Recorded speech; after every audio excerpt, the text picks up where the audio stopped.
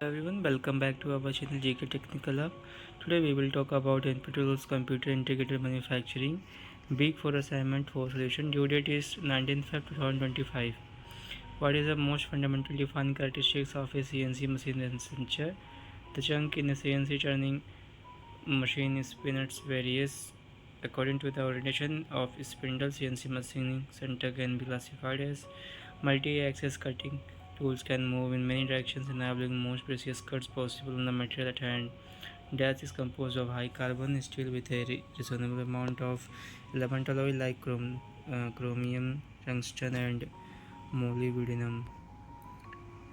Cemented carbide consists of fine particles of carbide cemented into a composite by a binder metal.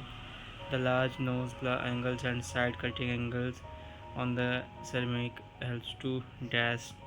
This is used to computerize numerical control machine tools to improve the production and tool carrying capacity of the machine. A tombstone is used for supporting complex workspace. What is the first step in the tool change process for a CNC machine when replacing a tool?